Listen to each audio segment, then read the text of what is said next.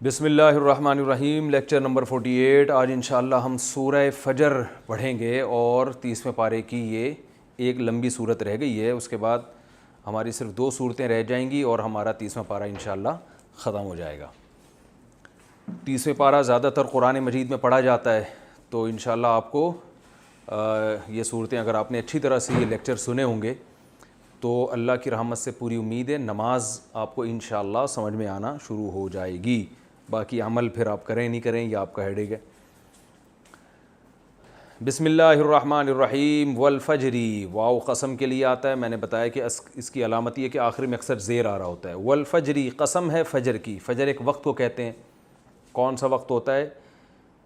صبح صادق، یعنی سورج کے جب سورج مشرق کی طرف جاتا ہے نا تو 360 ڈگری ہے نا ایسے، تو ایسے گھومتا گھومتا گھومتا گھومتا ایک وقت آتا ہے کہ یہ جو لائن یوں بنتی ہے مشرق کی طرف، اس میں 90 ڈگری پر ہوتا ہے، ٹھیک ہے نا؟ زمین کے مرکز سے ہم یوں لائن کھینچیں تو یہ 90 ڈگری ہوگا۔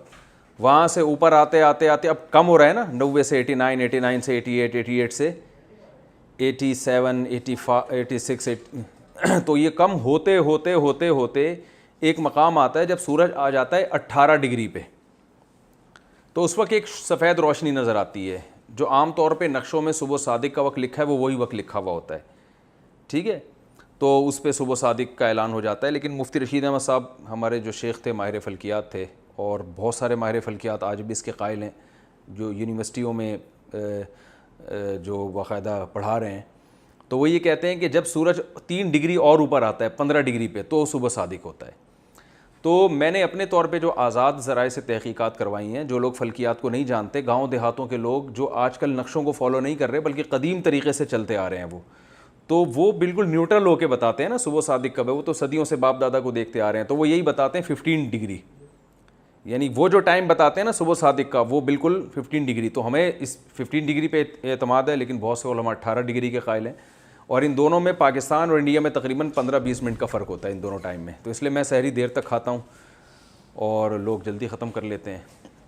اور کچھ نقشے بھی بنے ہوئے ہیں، میں نے جو اپلیکیشن ابھی اپنے موبائل میں ڈاؤن لوڈ کی ہے تو اس میں کچھ اپلیکیشن ایسی تھیں جن میں 18 ڈگری کے حساب سے ٹائم بتا رہے تھے، اور کچھ اپلیکیشن ایسی ہیں جو 15 ڈگری، اور یہ اپلیکیشن امریکہ کی ہیں، تو اس سے پتہ چلتا ہے امریکہ میں بھی جو فلکیات کے ماہر ہیں وہ 15 ڈگری کے حساب سے بھی انہوں نے صبح صادق بنائی ہوئی ہے۔ خیر یہ الگ مسئلہ ہے، اس پہ میں پورا بیان ریکارڈ کرا چکا ہوں، وہ آپ یوٹیوب پہ کلپ سن سکتے ہیں۔ تو فجر کا جو وقت ہے یہ ہوتا کیا ہے، اس پر تو سب کا اتفاق ہے کہ جب سورج اوپر کی طرف چڑھتا ہے، چاہے وہ 18 پہ ہو یا 15 پہ، تو 18 یا 15 تک پہنچنے سے پہلے ایک روشنی پھیلتی ہے جو ایسے سیدھی اوپر کی طرف جاتی ہے، یعنی آپ اگر بالکل کہیں اندھیری جگہ پر کھلے میدان میں یا سمندر کے کنارے پر آپ اگر ایسٹ کی طرف رخ کر کے کھڑے ہوں گے تو آپ کو ایک لائٹ جاتی ہوئی نظر آئے گی ایسے، وہ پہلی روشنی ہوتی ہے جو اس کی علامت ہے کہ سورج آپ کے قریب پہنچ چکا ہے۔ بالکل گھپ اندھیرے میں ایک کرن نکلتی ہے جو سیدھی جاتی ہے۔ تو جو حضرات کہتے ہیں 15 ڈگری پہ صبح صادق ہے، وہ کہتے ہیں یہ 18 ڈگری پہ یہ لائٹ آتی ہے، جس کو شریعت کی اصطلاح میں صبح کاذب کہا جاتا ہے، جھوٹی صبح، سمجھ رہے ہیں؟ یہ حقیقی صبح نہیں ہے، یہ ایک علامت ہوتی ہے کہ اب اوریجنل صبح شروع ہونے والی ہے۔ اور یہ علامت قدرت نے رکھی کیوں ہے؟ اس لیے کہ شریعت میں جو احکامات ہیں وہ جو دوسری صبح شروع ہوگی نا اس سے احکامات منسلک ہیں، تہجد کا ٹائم اس پہ ختم ہو جاتا ہے، سحری کا وقت ختم ہو جاتا ہے، تو اللہ تعالیٰ نے پہلے ایک یہ علامت رکھی ہے تاکہ اس سے دیکھ کے انسان کو اندازہ ہو کہ میرے پاس تہجد پڑھنے کا یا سحری ختم کرنے کا کتنا ٹائم باقی ہے۔ اس کی حکمت یہ معلوم ہوتی ہے کہ ایک دم سے نہ آ جائے وہ صبح صادق، بلکہ وہ پہلے ایک جھوٹی صبح آئے، جھوٹی وہ ہوتی جھوٹی نہیں ہے، وہ بھی سچی ہوتی ہے، لیکن وہ ایک میسج دے کے جاتی ہے کہ صبح صادق کا وقت ہونے والا ہے، سورج تمہارے قریب پہنچ چکا ہے۔ تو یہ لائن جو یوں جائے گی یہ صبح کاذب کہلاتی ہے۔ اس کے بعد پھر جو روشنی پھیلتی ہے نا جب سورج اور اوپر کی طرف آتا ہے، 15 ڈگری پہ آتا ہے، تو پھر ایسے جو روشنی ہوتی ہے نا جو بالکل یعنی سارا مشرقی روشن ہونے لگتا ہے، یوں سمجھ لیں آپ، ایسٹ مکمل ایک جیسی روشنی پھیلنے شروع ہو جاتی ہے، یعنی وہ جو ڈارکنیس ہے نا ایسٹ کی جانب، وہ ڈارکنیس پوری ختم ہونے لگتی ہے، تو ظاہر ہے وہ پورے مشرق پورے ایریا کی طرف پھیلے گی نا. تو یہ ہوتی ہے صبح کاذب، اور اس کو فجر کا وقت کہتے ہیں، سوری صبح صادق ہوتی ہے، اور اس کو کیا کہتے ہیں؟ فجر کا ٹائم. یہاں عشاء کا ٹائم ختم، تہجد کا ٹائم ختم، سحری کا وقت ختم، اور اب اگلا دن شروع ہو گیا. ٹھیک ہے، تو یہ ہے والفجری، اس فجر کے وقت کو، کیونکہ یہ ایک عظیم الشان ٹائم ہے، بالکل اندھیرے ختم ہو رہے ہیں اور نیا دن شروع ہو رہا ہے، تو اللہ نے اس مقدس وقت کی قسم اٹھائی ہے. والفجری، قسم ہے فجر کی، ولیال عشر، لیل کی جمع لیالی، تو لیالی راتوں کو کہتے ہیں، عشر 10 کو کہتے ہیں. ٹھیک ہے. والشفع والوتر، شفع کہتے ہیں ہر وہ عدد یا وہ چیز جو 2 پہ ڈیوائیڈ ہو جائے، جس کو ہم انگلش میں ایون کہتے ہیں نا. مجھے پہلے ایون اور آڈ کا فرق یاد نہیں ہوتا تھا، تو ایون میں 4 عدد ہیں، آڈ میں 3 ہے نا، تو 3 ڈیوائیڈ نہیں ہوتا اور ایون ڈیوائیڈ ہو جاتا ہے. ایک فلسفی سے کسی نے کہا کہ جفت اور طاق میں کیا فرق ہے؟ اس نے کہا کوئی فرق نہیں ہے. یہ جو زیادہ پڑھ لکھ لیتے ہیں نا دماغ خراب ہو جاتا ہے، فلسفی بن جاتے ہیں. تو ایک نے کہا بھائی جفت یا شفع یا ایون کہتے ہیں جو 2 پہ ڈیوائیڈ ہو جائے، اور طاق کہتے ہیں جو 2 پہ ڈیوائیڈ نہ ہو. اس نے کہا وہ بھی ہو جاتا ہے، 3 بھی 2 پہ ڈیوائیڈ ہو جاتا ہے، 1.5 بن جائے گا. ٹھیک ہے، تو اب بحث کون کرے. والشفعی والوتری، اور قسم ہے جفت عدد کی اور طاق عدد کی، یعنی وہ جو 2 پہ تقسیم ہوتے ہیں ان کی. اب اس سے مراد کیا ہے؟ ظاہر ہے علماء نے کہا کہ ایک تو اچھا ولیال عشرین 10 راتوں کی قسم، اس سے مراد ذی الحجہ کی 10 راتیں ہیں، جو ذی الحجہ فرسٹ ذی الحجہ سے لے کر 10 ذی الحجہ تک کی 10 راتیں، یہ بڑی مقدس راتیں ہیں اسلام میں، اور ان میں عبادت کی بھی بڑی فضیلت ہے، روزے کی بھی بڑی فضیلت ہے. تو ان 10 راتوں میں سے 2 راتوں کو اللہ نے اور الگ کر دیا کہ جفت رات کی اور طاق کی. ایک قول تو یہ، یعنی 9 ذی الحجہ اور 10 ذی الحجہ. 10 جو ہے وہ شفع میں آ جائے گی، اور 9 کس میں آ جائے گی؟ وتر میں آ جائے گی. وتر عربی میں کہتے ہیں جو ڈیوائیڈ نہ ہو. وطر کو بھی وطر اس لیے کہتے ہیں کہ وہ 2 حصوں میں ڈیوائیڈ نہیں ہو سکتا، 3 رکعتیں ہوتی ہیں نا. والشفعی والوتری، اور شفع اور وتر کی قسم. واللیلی، اور رات کی قسم. اذا یسری، اذا کا معنی جب، یسری اصل میں تھا سارا یا یسریو، اس کا معنی ہے چلنا، سرایت کر گیا کہتے ہیں نا، یہ زہر اس میں سرایت کر گیا، چل گیا اس میں. تو یسری اصل میں تھا یسریو، تو وہ یا کو حذف کر دیا تو یسری بن گیا. اور رات کی قسم جب وہ چلنے لگے یعنی جانے لگے، یہ بھی ایک بڑا وقت ہوتا ہے جب رات جانے لگتی ہے. حل فی ذالک، کیا ہے فی ذالک، ان باتوں میں جو ہم نے فجر کی قسم اٹھائی، 10 راتوں کی قسم اٹھائی، جفت اور طاق کی قسم اٹھائی، اور رات کی قسم جب وہ جانے لگے، تو اللہ فرماتے ہیں حل فی ذالک، کیا ان چیزوں میں، قسم قسم ہے، لذی حجر عقل والوں کے لیے. لی کا معنی لیے، ذی حجر عقل والا. حجر عربی میں عقل کو کہتے ہیں، اصل میں ہجر عربی میں کہتے ہیں روکنے کو. ہا سے، ایک تو ہجر شاعروں کا ہجر ہوتا ہے نا، ہجر کی رات، وہ ہجرت سے ہے، وہ چھوڑنے کے معنی میں ہے. شاعر کہتے ہیں نا وصل اور ہجر، یہ شاعری جنہوں نے کو جانتے ہیں نا، تو ہجر کا معنی ہجرت سے، یعنی محبوب سے جدائی کا ٹائم، اور وصل کا معنی ملاقات کا ٹائم. تو وہ ساری زندگی شاعروں کی اسی میں اسی میں گزرتی ہے، وصال اور ہجر کی باتیں کرتے رہتے ہیں. تو یہ ہے ہجر. ہجر کسے کہتے ہیں؟ عقل. ہجر اصل میں روکنے کو کہتے ہیں. تو عقل بھی انسان کو غلط چیزوں سے روکتی ہے، وہ گٹکے مٹکے کھانے سے روکتی ہے انسان کو، بھائی غلط کام ہے. تو حل فی ذالک قسم لذی حجر، اللہ کہتے ہیں کیا ہے قسم ان چیزوں میں عقل والوں کے لیے. یہ سوال ہے، یعنی جواب واضح ہے کہ یقیناً عقل والوں کے لیے اس میں بڑی قسم ہے. دیکھیں قسم بعض دفعہ اپنی بات کی تاکید کے لیے اٹھائی جاتی ہے، یہ بتانے کے لیے. دیکھیں اس کی میں مثال سے سمجھاتا ہوں. لوگ قسم اٹھا رہے تو مجھے میرے بچے کی سر کی قسم کہتے ہیں نا. اب اس کا کوئی مطلب ہے؟ کچھ بھی نہیں مطلب نہیں. مطلب یہ ہوتا ہے کہ میں جو بات کہہ رہا ہوں اتنی قیمتی بات ہے کہ میں اس میں اپنے بچے کی کھوپڑی کو لے کر آ رہا ہوں درمیان میں. ایک تو بچہ بڑا قیمتی، اور بچے کی جتنے بھی پارٹس ہیں پوری باڈی میں، ان میں سب سے قیمتی پارٹ کون سا ہے؟ کھوپڑی سب سے اہم ہے نا. بھائی کھوپڑی میں دوسرا بچہ لگ جائے گا، بچے میں دوسری کھوپڑی، ٹرانسپلانٹیشن جو ہوتی ہے نا، ہر چیز لگ جاتی ہے، کھوپڑی نہیں کسی کی اٹھا کے آپ کسی کو، کیونکہ اگر کسی کی کھوپڑی اٹھا کے لگا دی تو بندہ ہی چینج ہو گیا نا. تو اس لیے انسان نام ہی اس کھوپڑی کا ہے. ہر چیز چینج ہو سکتی ہے آپ، لیکن جب تک یہ کھوپڑی آپ کی ہے آپ ہیں. تو اس لیے وہ بچے کے سر کی قسم، ماں کے قسم، ماں کے دودھ کی قسم، یہ سب قسمیں کیا، یہ صرف بات میں جان پیدا کرنے کے لیے. تو قرآن مجید بعض دفعہ اس لیے قسمیں اٹھاتا ہے کہ بات میں کیا پیدا ہو جائے، جان. ایک تو اللہ کا کلام ویسے ہی جاندار، اوپر سے اللہ ایسی جگہوں ایسی چیزوں کی قسم اٹھاتے ہیں جو اللہ کی قدرت کی بہت بڑی دلیل ہے. تو فجر کا وقت ایک بہت بڑی دلیل ہے. پوری کائنات کا سسٹم کیا ہو رہا ہے، چینج ہو رہا ہے. اس وقت آپ کا پورا نظام چینج ہو رہا ہے، اندھیروں سے آپ روشنی کی طرف آ رہے ہیں. رات جب جانے لگتی ہے، پھر اللہ نے ایسی مقدس چیزوں کی قسم اٹھائی جس میں عظمت جس مادی اعتبار سے ہے اور روحانی اعتبار سے. مادی اعتبار سے جو عظمت کے ٹائم ہے یہ فجر اور رات جب جانے لگے، ٹھیک ہے نا. یہ یعنی ایک سائنسی لحاظ سے عظیم وقت ہے کائنات کے لیے کہ پوری چینج ہو رہی. اور روحانی اعتبار سے یہ جو 10 راتیں ہیں یہ مقدس ہیں کہ اس میں وقت عمل کی فضیلت کئی گنا بڑھ جاتی ہے. انہی میں ابراہیم علیہ السلام کو خواب آیا کہ وہ بچے کو ذبح کر رہے ہیں. انہی میں ابراہیم علیہ السلام نے بچے کو پھر 10 وہ لے کر گئے بچے کو ذبح کرنے کے لیے. تو اس لحاظ سے یہ تو اللہ فرماتے کیا ہے اس میں قسم عقل والوں کے لیے، یعنی اس کا جواب ہے کہ واقعی یہ بڑی مقدس چیزیں ہیں. تو یہ کن باتوں پر قسمیں اللہ نے اٹھائیں آگے اس کا جواب نہیں ہے. بھائی قسم جب اٹھائی جاتی ہے، میں اللہ کی قسم اٹھا کے کہتا ہوں، اور میں وقار بھائی کی قسم اٹھاتا ہوں، میں انس بھائی کی قسم. اچھا انسان کے لیے مخلوق کی قسم اٹھانا جائز نہیں ہے، یہ اللہ کے لیے تو جائز ہے، انسان کے لیے حدیث میں منع ہے. ہم نہیں اٹھا سکتے بچے کے سر کی قسم، اور ہمیں صرف اللہ کی قسم اٹھا سکتے ہیں. تو لیکن اگر قسم اٹھائے انسان تو آگے قسم کا جواب بھی ہوتا ہے نا. مثال کے طور پر آپ کہتے ہیں میں وقار بھائی کی قسم اٹھاتا ہوں.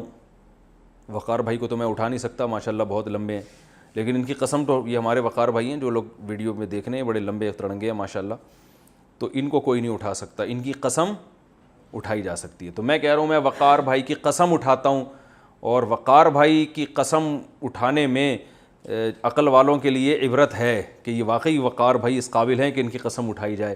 آگے میں کچھ اور بات شروع کر دوں تو آپ کہیں گے نا قسم کس بات پہ اٹھائی تھی، کیا کہنا چاہ رہے تھے، دعویٰ کیا ہے آپ کا. تو یہاں بھی قرآن نے دعویٰ نہیں کیا، بس قسمیں اٹھا کے چھوڑ دیں اور دعویٰ پر دلیل آگے بیان کر دی ہے کہ تم خود دعویٰ سمجھ جاؤ کیا ہے. وہ دعویٰ کی انداز ہے قرآن کا. اللہ نے فرمایا کیا اس بات میں قسم ہے عقل والوں کے لیے. اب اے اللہ قسم کیا ہے؟ اللہ فرماتے ہیں الم تری کیف فعل ربک بعاد، کیا تو نے نہیں دیکھا کہ تیرے رب نے قوم عاد کے ساتھ کیا کیا. یعنی تو عاد کا واقعہ اٹھا کے دیکھ لے تو پھر تجھے میرے ذمہ یہ لازم نہیں ہے کہ اپنے دعوے کو میں واضح کروں. یہ جو پچھلی قوموں کو ہم نے تباہ و برباد کیا ہے، یہ تاریخ بتا رہی ہے کہ ایک دن حساب و کتاب کا آنے والا ہے، اور انسان کو ہم نے آزمائش کے لیے پیدا کیا ہے. یہ کائنات میں جو تغیر ہو رہا ہے نا، سورج نکل رہا ہے، غروب ہو رہا ہے، یہ صرف پیڑے کھانے کے لیے نہیں ہے. جو انسانیت کی اتنی زبردست خدمت ہو رہی ہے اور اتنی زبردست کائنات بنا دی، اندھیروں میں روشنیاں پھوٹتی ہیں، پھر اندھیرے ہوتے ہیں، پھر روشنی آتی ہیں، مقدس دن آ رہے ہیں جا رہے ہیں، صحیح ہے نا، مقدس راتیں آتی ہیں جاتی ہیں. تو یہ پورا جو ہم نے نظام بنایا ہے اس کے پیچھے کوئی مقصد ہے، اور وہ مقصد وہی ہے جو قوم عاد اور قوم سمود کو بتایا گیا، مگر انہوں نے اس مقصد کو فوکس نہیں کیا، بلکہ وہ اپنی دنیا داری میں لگے رہے. پیغمبر نے ان کو سمجھایا کہ تمہیں اللہ نے موت کے بعد زندگی دینی ہے، اعمال کا حساب و کتاب ہوگا. یہ باتیں ان کی سمجھ میں نہیں آئیں، تو اتنے طاقتور ہو کے بھی اللہ نے کیا کر دیا، ان کو تباہ و برباد کر دیا.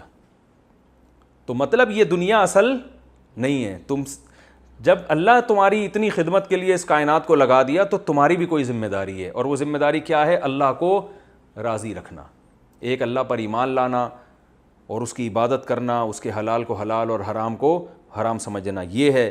اور اگر اس میں نہیں پڑتے تو پھر اپنی طاقت پہ مت اتراؤ، اپنی سائنسی ترقی پہ مت اتراؤ. آج سائنس کا جو ہے نا لوگوں کے دماغ پہ خمار چڑھا ہوا ہے، فرعون بن گئے ہیں لوگ. جو جتنا پڑھا لکھا ہوتا ہے اتنا خدا سے دور ہوتا ہے، حالانکہ اس نے تو کائنات کو زیادہ پڑھا ہے، اسے تو اللہ کے اور زیادہ قریب ہونا چاہیے. لیکن تکبر اترانا شروع کر دیتا ہے، ابے یہ کچھ بھی نہیں ہے. ابے وہ میں نے ایتھیس کا واقعہ سناتا ہوں نا، ایکسیلیٹر پہ پاؤں رکھو تو گاڑی چلے گی، بریک پہ پاؤں رکھو تو رکے گی، اللہ کہاں ہے؟ ایسی فضول قسم کی باتیں شروع کر دیتے ہیں. تو سب مادی چیزوں کو بنا لیا. تو اللہ فرماتے ہیں مادی ترقی قوم عاد اور قوم سمود کو بھی ہم نے دی تھی. کیسی دی تھی آگے آ رہا ہے. تو اس ترقی سے اترانے کی ضرورت نہیں ہے, 1 منٹ لگے گا, جھٹکا لگے گا, سب برباد ہو جائے گا. تو اس لیے آخرت کی بھی تیاری کرو اور اللہ کو بھی راضی رکھنے کی کوشش کرو. تو جواب قسم کیا ہوا؟ یقیناً قیامت آئے گی اور تمہیں حساب و کتاب دینا ہے. اس لیے اللہ فرماتے ہیں یقین نہیں آتا. الم ترا, تو کیا دیکھا نہیں ہے تم نے؟ دیکھو ہم نے دیکھا نہیں ہے کسی نے بھی, لیکن جو خبر یقینی ہوتی ہے اس کو بھی دیکھنے سے تعبیر کیا جاتا ہے. ہم کہتے ہیں یار دیکھا نہیں ورلڈ ٹریڈ سینٹر کیسے تباہ ہو گیا تھا, حالانکہ ہم میں سے تو کسی نے نہیں دیکھا. بعد میں ویڈیوز آئیں, وہ فیک بھی ہو سکتی ہیں, اوریجنل بھی ہو سکتی ہیں. تو جو چیز یقینی ہوتی ہے اس کو دیکھنے سے تعبیر کیا جاتا ہے.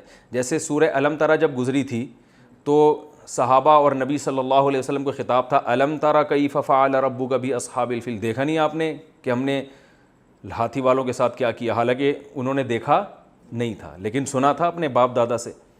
تو الم تروا کیف خلق اللہ 7 سماوات طباقا, قرآن میں آتا ہے کیا تم نے دیکھا نہیں ہم نے کیسے 7 مضبوط آسمان بنائے؟ حالانکہ یہ تو کسی سائنسدان نے بھی نہیں دیکھے, کسی پیغمبر نے بھی نہیں دیکھے 7 مضبوط بنتے ہوئے. ٹھیک ہے نا. تو یہ تو جب اللہ نے 7 مضبوط آسمان بنائے تھے انسان پیدا ہوئے ہی نہیں تھے, لیکن قرآن کہہ رہا ہے الم تروا, کیا تم دیکھتے نہیں ہو, کیا تم نے دیکھا نہیں ہم نے کیسے بنائے؟ تو یہ علم, جو چیز علم میں ہوتی ہے اس کو بھی دیکھنے سے تعبیر کیا جاتا ہے. ہم بھی دن رات محاوروں میں یہ لفظ استعمال کرتے ہیں, یار دیکھا نہیں اس نے کیا کیا, یار ان کو دیکھا اس نے عدالت نے کیسا فیصلہ کیا, بھائی ہم نے تو نہیں دیکھا جب سپریم کورٹ فیصلہ کر رہی تھی. تو اللہ تعالیٰ فرماتے الم ترا, کیا تم نے دیکھا نہیں ہے, کیف فعل ربک, تیرے رب نے کیسا کیا, بعاد, عاد کے ساتھ. کس کے ساتھ؟ قوم عاد کے ساتھ. تو دیکھا کسی نے نہیں تھا لیکن سب کو معلوم تھا. یہ خبریں تاریخی چلتی آ رہی تھیں, اور جب یہ لوگ شام کی طرف سفر کرتے تو راستے میں ان کے ٹھکانے بھی پڑتے تھے. ارما, وہ عاد جو ارم تھی, ذات العماد, ستونوں والے. عماد کسے کہتے ہیں؟ ستون. ارم اس لیے کہا ہے کہ عاد 2 گزرے ہیں, ایک عاد اولا پچھلے عاد اور ایک بعد والے عاد, 2 قومیں گزری ہیں. تو قرآن میں جس قوم کا تذکرہ آتا ہے نا وہ عاد اولا ہیں, اور ان کا نسب جو مفسرین یہ بیان کرتے ہیں کہ نوح علیہ السلام کے ایک بیٹے تھے جن کا نام تھا سام. حام, سام, یافس, یہ 3 بیٹے نوح علیہ السلام کے تھے جن سے نوح علیہ السلام کی نسل چلی تھی آگے. نوح علیہ السلام کا ایک بیٹا تو کنعان تھا نا, جو ہلاک ہو گیا تھا کشتی میں, جن کو نوح علیہ السلام نے کہا تھا آجا میرے ساتھ بیٹھ جا کشتی میں, اس نے کہا کہ میں پہاڑ پہ چڑھ جاؤں گا. نوح علیہ السلام نے کہا آج اللہ کے عذاب سے اللہ کے سوا کوئی نہیں بچا سکتا. تو وہ تکبر میں آیا, بڑے قد تھے ان کے, بھائی 1000 سال جب عمریں ہوں گی تو قد بھی ایسے ہی ہوں گے نا. میں کہتا ہوں شکر ہے ہم لوگ اس دور میں ہوتے تو ہم لوگ کو جیبوں میں ڈال کے گھوم رہے ہوتے ہیں. ٹھیک ہے نا, اتنے چھوٹے چھوٹے ہم لوگ, تو اتنی لمبی عمریں. تو بہرحال اللہ نے اس کو تباہ کر دیا. تو نوح علیہ السلام کے 3 بیٹے کشتی میں نوح علیہ السلام کے ساتھ تھے, حام, سام اور یافس. یہ 3 بیٹے تھے جن سے آگے نوح علیہ السلام کی نسل چلی ہے, اور ہم سب انہی کی اولادوں میں سے. اب پتہ نہیں ہم ان میں سے کون سے بیٹے کی اولاد میں ہیں, حام سے ہیں, سام سے ہیں, یافس سے ہیں, اللہ ہی بہتر جانے. لیکن انہی 3 بیٹوں کی وجعلنا ذریتہ ہم الباقین, قرآن کہہ رہے ہیں ہم نے نوح ہی کی ذریت کو آگے چلایا ہے. تو اسی وجہ سے نوح علیہ السلام کو دوسرا آدم بھی کہا جاتا ہے. ساری انسانیت نوح علیہ السلام پہ جا کے جمع ہو جاتی ہے, اور اس کے بعد پھر آدم علیہ السلام پہ. تو ہم سب کے 2 ابا ہیں, ایک آدم علیہ السلام اور ان کی اولاد میں, یعنی ابا 2 سے مراد ایک ابا اور ایک دادا. ٹھیک ہے. تو نوح علیہ السلام کے بیٹے تھے سام, حام اور یافس. تو سام کے بیٹے تھے ارم. اچھا آج کل لڑکیوں کا نام ارم ہوتا ہے, حالانکہ یہ جو تھے نا یہ تو ایک قوم تھی اور بندہ تھا, آدمی تھا, کیونکہ قوم تو باپ سے چلتی ہے نا, اسی سے نام ملتا ہے. تو ارم یہ بیٹے تھے سام کے, اور ارم کے بیٹے تھے یہ جو عاد ابن عاص ابن, کیا نام نسب ہے, ایک تو قوم عاد ابن عاص ابن سام ابن ارم, ارم ابن سام. تو ارم کے بیٹے تھے عاص, اور عاص کا بیٹا عاد. تو پھر ان کی جو نسل چلی ہے نا تو اس کو قوم عاد کہا جانے لگا. صحیح ہے نا, عاد ابن عاص ابن ارم ابن سام ابن نوح, یہ نسب ہے ان کا. صحیح ہے. تو یہ عاد اولا ہیں, جن کو ان کو ارم اس لیے کہا یہ بتانے کے لیے کہ یہ عاد عاد اولا ہے، یعنی دوسرے عاد، یہ دوسری عاد والی قوم نہیں ہے، بلکہ یہ وہ قوم ہے جن کے دادا میں ارم گزرے ہیں، تو اس لیے ان کو ارم کی ارم بھی کہا جاتا ہے. سمجھ میں آ رہی بات؟ اور یہ جو قوم سمود تھی، تو یہ جو نوح علیہ السلام کا بیٹا تھا نا سام، ان کا دوسرا بیٹا تھا عابر. ان عابر کی نسل میں جو ایک بیٹا پیدا ہوا تھا اس کا نام تھا سمود، اور اس سے قوم سمود چلی ہے. سمجھ رہے ہیں؟ تو اللہ فرماتے ہیں الم تر کیف فعل ربک بعاد، کیا تو نے دیکھا نہیں تیرے رب نے قوم عاد کے ساتھ کیا کیا؟ کون سی قوم عاد؟ ارم، ارم والی، ذات العماد، جو ستونوں والی تھی. اس کے دو مفہوم بیان کیے گئے، ایک تو عمارتیں بہت بڑی بڑی بناتے تھے، وہ لمبے لمبے ستون ہوتے تھے، اور ایک یہ کہ خود ان کے قد کیسے تھے، کیونکہ قرآن میں آتا ہے کہ سورہ الحاقہ میں فَأَمَّا عَادٌ فَأُهْلِكُوا بِرِيحٍ صَرْصَرٍ عَاتِيَةٍ سَخَّرَهَا عَلَيْهِمْ 7 لَيَالٍ و8 أَيَّامٍ حُسُومًا فَتَرَى الْقَوْمَ فِيهَا صَرْعَىٰ كَأَنَّهُمْ أَعْجَازُ نَخْلٍ خَاوِيَةٍ، جیسے کھجور کے تنے پڑے ہوئے ہوتے ہیں نا، ایسے مرے پڑے تھے جب ہلاک ہوئے. تو اتنے بڑے بڑے ان کمبختوں کے قد تھے. ذات کا معنی والا، یہ کئی دفعہ میں اس کو ڈیفائن کر چکا ہوں. التی، یہ وہ قوم تھی، لم یخلق، لم کا معنی نہیں، یخلق پیسو وائس، نہیں بنایا گیا، مثلھا، اس قوم کی مثل، فی البلاد، شہروں میں. بلد عربی میں بلاد کو کہتے ہیں، بلد شہر کو کہتے ہیں، بلدیہ ہوئے نا، بلدیہ والے یہ شہر والے، تو بلاد کی اس کی جمع تھی. اللہ فرماتے ہیں یہ ایسی قوم تھی کہ ان جیسے شہروں میں پیدا کیے ہی نہیں گئے، اتنے طاقتور تھے کہ ان جیسی قومیں ہم نے پیدا کی نہیں ہیں. وَثَمُودَا، اور تو نے، یہ اسی پر عطف ہو رہا ہے، اور تم نے دیکھا نہیں تیرے رب نے کیسا کیا ثمود کے ساتھ. یعنی پہلے اللہ نے فرمایا تم نے دیکھا نہیں کہ تمہارے رب نے کیسا کیا عاد کے ساتھ، اور اللہ فرماتے دیکھا نہیں تمہارے رب نے کیسا کیا قوم سمود کے ساتھ. الذین، یہ وہ قوم سمود تھی، جابو اصل میں تھا جوابو، ذرا بو کی طرح. اس کا معنی ہوتا ہے کسی چیز کو چیرنا. کیا معنی ہوتا ہے؟ چیرنا. تو جو کوئی شہر میں داخل ہوتا ہے نا، گویا وہ بھی ایک طرح سے اس کو کاٹتا ہوا جا رہا ہوتا ہے. تو قطع کرنے کے معنی میں ہم کہتے ہیں نا آپ نے یہ شہر قطع کر لیا ہے، یعنی کاٹ دیا ہے. تو کاٹنا اس معنی میں ہے کہ پار کر لینا، ٹھیک ہے نا. تو اللہ فرماتے ہیں الذین جابوا الصخر، یہ وہ لوگ تھے جو چٹانوں کو کاٹ ڈالا کرتے تھے، یعنی تراشتے تھے، بالواد، وادی میں، واد وادی کو کہتے ہیں. اتنے طاقتور تھے کہ چٹانوں کو تراش کے پورے محلات اندر کھڑے کر لیا کرتے تھے. پورے جو ہے نا چٹان کو تراش کے گھر بنانا آج بھی آسان نہیں ہے. یہ پہاڑوں کی بات نہیں ہو رہی ہے، مٹی کے پہاڑوں میں گھرندے تو لوگ بنا لیتے ہیں، غار بنا لیتے ہیں. پورے جو ہے نا پہاڑ کو تراش یعنی جو چٹان مضبوط، اس کو تراش کے اندر پورا محل تیار کر لیا کرتے تھے. پوری رہائش کی ساری سہولتیں ہوتی تھی اس میں. اب وہ اتنے مضبوط ہوتے تھے کہ جس کی کوئی انتہا نہیں. تو اللہ فرماتے ہیں ایسے ترقی یافتہ لوگ تھے کہ یہ چٹانوں کو، جاب الصخرہ، چٹانوں کو پھاڑ ڈالا انہوں نے، تراش ڈالا، کاٹ ڈالا. جابو کا معنی کاٹنا، قطع کرنا بھی آتا ہے. تو کاٹ ڈالا انہوں نے چٹانوں کو، تراش ڈالا انہوں نے چٹانوں کو، بالواد، وادیوں میں. وادی کہتے ہیں دو پہاڑوں کا درمیانی حصہ، اس میں جو ہے نا وہ چٹانوں کو تراش کے محل تعمیر کر لیا کرتے تھے. وَفِرْعَوْنَ، اور تیرے رب نے کیسا کیا فرعون کے ساتھ. ذی الاوتاد، وتد عربی میں کیل کو کہتے ہیں، ٹھوکنے والی کیل ہوتی ہے نا، اوتاد اس کی جمع آتی ہے. ذی کا معنی والا، وفرعون، ذی، ذا، ذو، ذات، یہ سب ایک ہی معنی میں. اور فرعون کے ساتھ تیرے رب نے کیسا کیا، ذی الاوتاد، میخوں والا، کیلوں والا. اس کے دو مطلب بیان کیے گئے. ایک تو یہ کہ میخوں والا، یہ کنایا ہے. ہم کہتے ہیں نا فلاں کی حکومت کے کھونٹے زمین میں گڑ گئے ہیں، یعنی فرعون کیلوں والا تھا، یعنی اس کی حکومت کے زمین میں کھونٹے گڑ گئے. بڑی کیل، کھونٹا جسے کہتے ہیں نا، وہ زمین میں گڑ گئے تھے اس کے. تو کھونٹوں والے سے اس کو قرآن نے یاد کیا کہ اتنی پاورفل گورنمنٹ تھی، ایسی پاورفل بادشاہت تھی. خدا آپ اندازہ لگاؤ نا کہ آج کوئی بادشاہ اگر بچوں کو قتل کرنا شروع کر دے تو بغاوت ہوگی کہ نہیں ہوگی. فرعون نے بنی اسرائیل کے ہزاروں بچے قتل کر دیے، مگر کوئی فرعون کے خلاف آواز نہیں اٹھا سکا. ایسی پاورفل حکومت. اور ایک مطلب یہ بیان کیا گیا ہے کہ فرعون جو ظالم تھا نا تو وہ جب کسی کو سزا دیتا تھا نا تو پھٹے پہ الٹی کیلیں لگا کے لٹا دیا کرتا تھا. جیسے کہ اپنی زوجہ حضرت آسیہ کو اس نے شہید کیا تھا.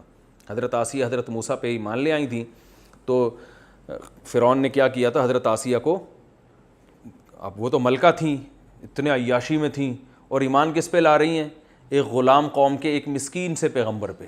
تو اللہ جب دل بدل دے کسی کا, تو ایسے ہی شاہی محلات کو چھوڑ دیا اس نے حضرت آسیہ نے, اور ایمان لا رہی ہیں موسیٰ علیہ السلام پر جو بالکل مسکین غریب اور مظلوم قوم کے تھے. تو سب حکومت چھوڑ دی اور ایمان لائی ہیں. تو فرعون نے کیا کیا, ان کو کیلوں کے اوپر ایسے لٹا دیا. تو اس موقع پر جو ہے اللہ تعالیٰ نے, جب وہ آزمائش کی آخری گھڑی تھی, تو روایات میں آتا ہے اللہ تعالیٰ نے ان کے سامنے جنت کا منظر رکھ دیا کہ بھئی یہ دیکھنے میں عذاب ہے, حقیقت میں عذاب نہیں. اور وہ اللہ سے دعا بھی مانگتی تھی, اللہ نے قرآن میں ان کا ایمان والوں کے لیے تذکرہ بھی کیا ہے. الذین, یہ وہ لوگ تھے, طغوا فی البلاد, جنہوں نے خوب سرکشی کی تھی شہروں کے اندر. طغوا طغوا تھا ضربو کی طرح. طغیان کسے کہتے ہیں؟ سرکشی. جیسے طوفان نہیں آ رہا ہوتا تباہی مچا کے جاتا ہے, تباہ ایسے تھے کہ تباہی مچائی بھی تھی انہوں نے. ہم چما, جیسے فارسی میں کہتے ہیں نا, ہم چما دیگرے نیز, ہم جیسا کوئی نہیں ہے. ظلم کر رہے تھے لوگوں کے اوپر. فَأَكْثَرُوا, پس اکثرو اکرمو کی طرح. اکثر یکثرو اکثارن, کثرت سے نکلا ہے, کسی چیز کو بڑھا دینا. تو اکثرو فیہا الفساد, ان شہروں میں انہوں نے بڑھا دیا تھا کس کو؟ فساد, بے تحاشا فساد مچا دیا تھا انہوں نے. اللہ فرماتے ہیں جب ان کی سرکشی حد سے گزر گئی, اللہ فرماتے ہیں کیا تمہیں پتہ نہیں ہے یہ سب باتیں؟ کیا تم نے دیکھا نہیں ہے کیا کیا ہم نے؟ فَصَبَّ عَلَيْهِمْ, عربی میں سب کہتے ہیں انڈیلنا. سببا یسببو, اس کو پڑھا جاتا ہے سبا یسبو, نصر ینصرو کی طرح. کیا مطلب ہے؟ انڈیلنا. عبس و تولی میں آیا تھا نا, انا سببنا الماء صبا, ہم نے پانی تم پر انڈیلا ہے. تو جیسے بالٹی بھر کے کسی پر ایسے انڈیلا جائے نا, اس کو عربی میں سب کہا جاتا ہے. تو اللہ فرماتے ہیں فَصَبَّ عَلَيْهِمْ رَبُّكَ صَوْتَ عذاب, تیرے رب نے, صوت کہتے ہیں کوڑے کو, تیرے رب نے عذاب کا کوڑا ان پر انڈیل دیا. یہ قرآن کی بلاغت ہے. اللہ نے فرمایا ہم نے عذاب کا کوڑا مارا, بلکہ ہم نے کوڑے ان پہ کیا کر دیے؟ انڈیل دیے. بہت مارا اللہ نے ان کو, بہت پیٹا اللہ نے ان کو, بہت سخت عذاب میں ڈالا ان کو. کیوں؟ ان ربک, بے شک تیرا رب, لبالمرصاد, لام تاکید کے لیے, مرصاد کہتے ہیں گھاٹ, گھاٹ کو. یہ پہلے بھی میں بتا چکا ہوں. یہ لفظ کہاں آیا تھا؟ یہ لفظ کسی صورت میں آ چکا ہے, رصد سے نکلا ہے نا, رصد گاہ. میں نے کہا تھا رصد گاہ کو رصد گاہ کیوں کہتے ہیں؟ رصد, کہ وہ ماہر فلکیات اس میں ان جہنم کانت مرصادا, گھات میں بیٹھی ہوئی ہے جہنم. تو رصد گاہ سے میں نے بتایا تھا نا, جب ماہر فلکیات ستارے سیارے دیکھتے ہیں تو رصد گاہ کہتے ہیں اس کو. وہ ہر وقت نگہداشت کرتے رہتے ہیں کون سا ستارہ کدھر کو آ رہا ہے, کدھر سے جا رہا ہے. تو اللہ فرماتے ہیں بے شک تیرا رب, لبل, لام تاکید کے لیے, بی کا معنی ساتھ, لبالمرصاد, گھات میں ہے, گھات کے ساتھ ہے. یوں سنو, یہ با فی کے معنی میں بھی آتا ہے. کس میں ہے تیرا رب؟ گھات لگا کے بیٹھا ہوا ہے. یعنی نافرمان یہ نہ سمجھیں کہ ان کو ہم نے کھلی چھوٹ دے دی ہے, جو مرضی کرتے رہیں, ظلم کریں, جو مرضی کریں. ایسا نہیں ہے. تم پچھلی قوموں سے تمہیں اندازہ ہوگا کہ تیرا رب سب کی نگرانی کر رہا ہے. اور گھات کا لفظ اس لیے کہ گھات میں جو بیٹھا ہوتا ہے اچانک حملہ کرتا ہے, تو وہ پہلے موقع دیتا ہے سنبھلنے کا, حملہ کرتا ہے تو آپ کو نظر نہیں آتا وہ. تو اللہ فرماتے ہیں میں تمہیں نظر نہیں آ رہا, لیکن میں گھات میں بیٹھا ہوں, ایسے کوڑے برساتا ہوں جیسے میں نے قوم عاد اور قوم سمود پہ برسائے کوڑے. اللہ فرماتے ہیں فَأَمَّا الْإِنسان, میں تو یہ کر رہا ہوں, میں کس میں بیٹھا ہوں؟ گھات میں. لیکن آگے انسان کی حالت کیا ہے؟ وہ مستیوں میں گم ہے, اسے کوئی احساس نہیں ہے کہ آج کوئی اس کی نگرانی. میں آج ملیر کینٹ میں گیا تو جیسی گاڑی میرے ساتھ, جو وہاں جنہوں نے مجھے انوائٹ کیا تھا, جیسے ہی میری گاڑی کی اسپیڈ 40 سے اوپر, انہوں نے کہا ذرا اسپیڈ کم کر دیں, یہاں بہت سختی ہے, آرمی کا ایریا ہے, یہاں ٹریفک کے اصول کی بہت پابندی کی جاتی ہے. میں نے کہا اچھا بھائی, اب ہمیں تو عادت ہے گاڑی بھگانے کی, تھوڑی تھی اوپر جاتی پھر ہم نیچے لے آتے. اب بڑی تمیز سے چلا رہے ہیں نا. پھر کیا ہے جی, وہ ماس جو تھا نا, آج کل اس کے بغیر بھی گھومنے کی اجازت نہیں, تو وہ تھوڑا سا ناک سے نیچے آتا ہے. انہوں نے کہا ذرا اوپر کر لیں حضرت, یہاں بڑی سختی ہے. کوئی بھی فوجی روک کے بولے گا یہ جو ماس ہے یہ نیچے کیوں ہے, تو ناک پہ لگانے کی چیز ہے نا, نیچے ہی لگانا تھا تو پہننے کی کیا ضرورت. اب بڑی تمیز سے. تو حضرت پھر تھوڑا آہستہ, حضرت تھوڑا سا یوں, تھوڑا سا یوں, تھوڑا سا ماس اوپر. میں نے کہا یار اس کا 10واں حصہ خوف بھی اگر ہمارے دل میں اللہ کا پیدا ہو جائے تو ہمارا بیڑا پار ہو جائے. حالانکہ اس سے زیادہ نگرانی, جتنی ملیر کینٹ میں فوجی نگرانی نہیں کر رہے, اس سے زیادہ نگرانی کس کی ہو رہی ہے؟ اللہ کی طرف. ان ربک لبالمرصاد. لیکن وہاں چونکہ فوراً پکڑائی ہوتی ہے اس لیے قانون کو فالو کر رہے ہیں. اللہ نے کہا میں گھات میں ہوں, گھات میں لگنے والا فوراً پکڑتا نہیں ہے, وہ انتظار کرتا ہے جب یہ یہاں سے گزرے گا پھر میں اس پہ حملہ کروں گا. تو اللہ کہہ رہا ہے یہ تو مرنے دو تم, پھر میں تمہیں جو ہے نا پوچھوں گا. تو یہی ہے. تو آگے اللہ فرماتے ہیں ایسی نگرانی ہو رہی ہے. فَأَمَّا الْإِنسَانُ, بہرحال انسان. آؤ ہم تمہیں انسان کی حالت بتاتے ہیں, وہ کیا ہے. اذا, جب, اذا ما, یہ پورا ایک جملہ, ایک لفظ ہے. اذا ما کا معنی جب. ابتلاہ, ابتلا افتعل, اصل میں تھا ابتلایا, اکتسبا. ابتلا کہتے ہیں آزمانا, کہتے ہیں آج کل تو بلائیں آئی ہوئی ہیں, بلائیں سے نکلا ہے نا, یہ بلائیں آئی ہوئی, مصیبت میں آئے ہوئے ہیں. ابتلا آزمائش کو کہتے ہیں. اور وہ آپ نے دیکھا ہوگا یہ جو عامل ٹوپی ڈرامے, یہ انہوں نے لکھا ہوتا ہے دفعہ بلیات, اور لکھا ہوتا ہے نا اصل میں بلیات کو لفظ پڑھ رہے ہوتے ہیں بلیات, اور فلیتے پلیتے اس طرح کے, تو بلیات وہاں بھی لکھا ہوتا ہے وہ بلیات ہے, یہ بلاؤں سے ہی نکلا ہے. تو فَأَمَّا الْإِنسَانُ, بہرحال انسان, ہم تو گھات میں بیٹھے ہیں اور یہ کوڑے برسا رہے ہیں نافرمان قوموں پہ, لیکن انسان کی حالت کیا ہے. اذا مبتلاہ, جب آزماتا ہے اس کو, ربہ, اس کا رب, اور ایسے آزماتا ہے, فَأَكْرَمَہُ, اکرام کرتا ہے اس کا, وَنَعَّمَہُ, نَعَّمَ يُنَعِّمُ تَنْعِيمًا, سَبَّحَ يُسَبِّحُ تسبیحًا, اس کو نعمتیں دیتا ہے. فَيَقُول, تو وہ کہتا ہے ربی, میرے رب نے, اکرمانی, یہ نون کے بعد اصل میں یا بھی تھا جو حذف ہو گیا ہے. اکرما, اکرام کیا اس نے, نی, کس کا, میرا. میں نے بتایا نا ضربا نی. تو وہ کیا کہتا ہے, میرے رب نے میرا کیا کیا, اکرام. تو یہاں مراد وہ شکر نہیں ہے, یہ اترانا ہے, کیونکہ یہ انسان کی ایک برائی بیان ہو رہی ہے. تو یعنی قرآن یوں بیان کر رہا ہے کہ جب اللہ تعالیٰ انسان کو آزمائیں, اور آزمانے کا انداز یہ ہو کہ اس کا اکرام کریں, اس کو دولت اور یہ سب نعمتیں دیں, تو اترا کے کیا کہتے ہیں, میرے رب نے میرا کیا کیا, اکرام کیا. اترا کے شکر والا اکرام یہ نہیں ہے.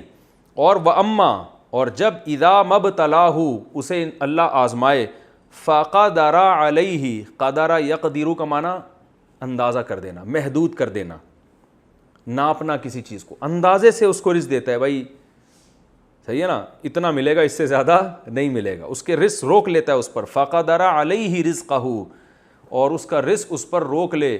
فَيَقُول, تو وہ جواب میں کیا کہتا ہے, ربی, میرے رب نے, اہاننی, اصل میں یہاں بھی نون کے بعد یا محذوف ہے. اہانا اصل میں تھا اہونا, یہ نکلا ہے اہانت سے, اہینا, بلکہ اہینا, اکرما کی طرح. اس کا معنی توہین کرنا, یہی توہین کے لفظ سے نکلا. یہ اہانت کہتے ہیں نا, توہین یا اہانت, یہ ایک ہی. تو ربی اہینا کو پڑھتے ہیں اہاننا, تو ربی اہاننی, میرے رب نے میری انسلٹ کی ہے. ٹھیک ہے نا. یعنی جب پیسہ ملتا ہے تو اللہ فرماتے ہیں وہ بھی آزمائش ہے کہ تم شکر کرتے ہو کہ نہیں کرتے. تو شکر نہیں کرتا بلکہ کیا کرتا ہے, اتراتا ہے. اور جب پیسہ چھنتا ہے تو صبر نہیں کرتا بلکہ کیا کہتا ہے, میرے رب نے میری توہین کی.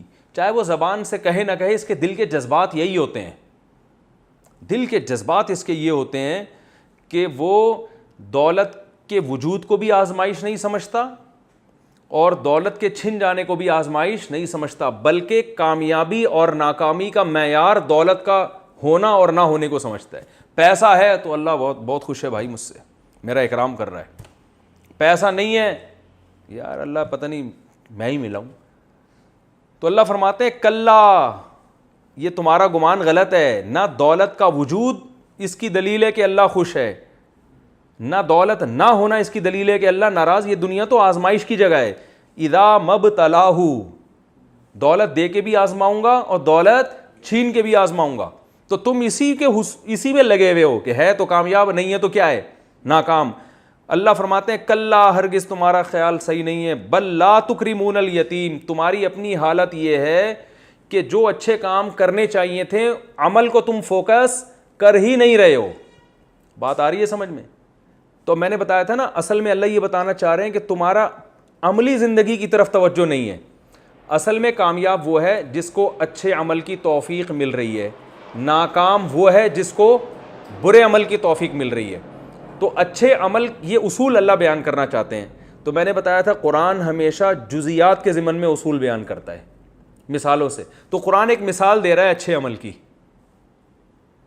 کیونکہ مثال سے بات زیادہ سمجھ میں آتی ہے. اللہ فرماتے ہیں تمہارا عمل اچھا نہیں ہے, کیوں, بلکہ برے عمل ہیں. وہ برا عمل کیا ہے, لا تکرمون الیتیم, تم لوگ یتیم کا اکرام نہیں کرتے. اب یہ مثالیں ہیں, مقصد مثال نہیں ہے, مقصد کیا ہے, جو کام کرنے کے ہیں وہ تم نہیں کرتے, جو نہیں کرنے کے ہیں وہ تم کرتے ہو, تم خواہشات کے غلام ہو. بات آ رہی ہے سمجھ میں؟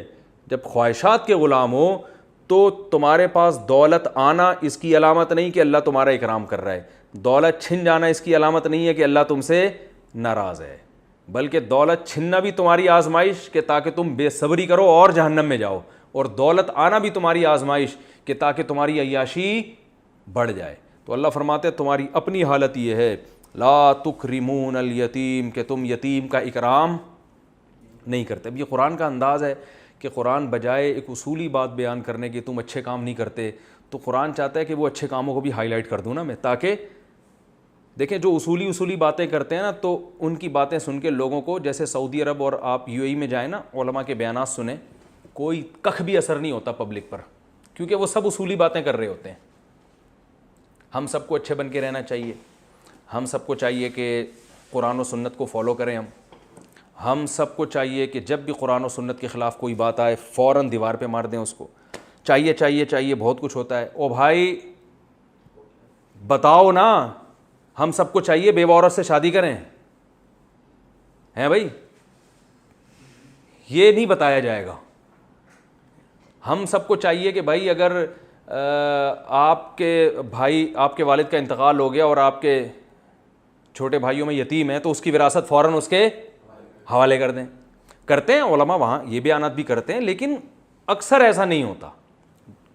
کرنے والے تو ہر جگہ ہی ہیں بھائی, وہاں بھی ہیں, حرم میں بھی ہیں, مکہ مدینہ ہر جگہ ہیں, لیکن تعداد کیا ہے, کم ہے. تو جب اصولی باتیں ہوتی ہیں نا تو عمل کی توفیق نہیں ملتی. اس لیے قرآن ہمیشہ, دیکھو قرآن نے, میں نے بتایا تھا نا, قرآن نے یہ نہیں کہا والدین کے ساتھ والدین کو تکلیف مت دو, قرآن نے کہا اف مت کرو. اب آدمی کہتا ہے یار جب اف بھی نہیں کر سکتے تو آگے تو بڑے مسائل ہیں. تو اگر یہ قرآن یہ نہ بیان کرتا نا اف نہ کرو, تو بات اتنے آرام سے دماغ میں نہیں بیٹھ. ہم کہتے کسی کا مال کھانا جائز نہیں ہے, بیان کرتے رہیں آپ لوگ, پھر بھی کھائیں گے. ہم کہیں جو کسٹم میں بیٹھا ہوا آدمی ہے اور یہ رشوت لے کے کنٹینر چھڑوا رہا ہے, یہ کیا کر رہا ہے, حرام, تو سارے کسٹم والوں کے سر کے بال کیا ہو جائیں گے, ایک دم کھڑے ہو جائیں گے. ویسے ہم کہ وراثت کھانا حرام ہے, حرام ہے, حرام ہے, حرام ہے, نہیں, ہم کہیں کسی کا مال ناحق کھانا حرام ہے, حرام ہے, فائدہ نہیں ہوگا. آپ کہیں بڑے بھائی کے لیے حرام ہے کہ چھوٹے بھائی کا مال کھائے اگر ابا نے چھوڑا ہے, پھر فوراً بات کیا ہوگی, جتنے بڑے بیٹھے ہوں گے نا اپنے چھوٹے بھائیوں کے وراثت. ہم اگر یوں کہیں گے بھائی پر لازم ہے کہ ابا کے کوئی انتقال کو 1 سال ہو گیا تو بہن کو پوری وراثت ہینڈ اوور کر دو, اس کی وراثت کھانا آپ کے لیے حرام ہے, جائز نہیں ہے. تو اس لیے قرآن جزیات کو فوکس کرتا ہے, لیکن مراد اس سے کیا ہوتی ہے, پورا دین. تو اللہ نے فرمایا بل لا تکرمون الیتیم, بلکہ تمہاری حالت یہ ہے کہ تم یتیم کا اکرام نہیں کرتے. اس سے بڑی فضیلت ثابت ہوتی ہے, کیونکہ قرآن نے اچھے کاموں کی ابتدا میں پہلے نمبر پہ کس کو ذکر کیا, یعنی انسان کو اچھا بننے کے لیے سب سے پہلے ضروری ہے کہ وہ یتیموں کا اکرام خیال رکھنے سے اوپر کی چیز ہے. یہ میں پھر اس پر انشاءاللہ اگلے درس میں مزید تفصیل بیان کروں گا. اللہ تعالیٰ سمجھنے کی, عمل کرنے کی توفیق عطا فرمائے. وما علینا الا البلاغ.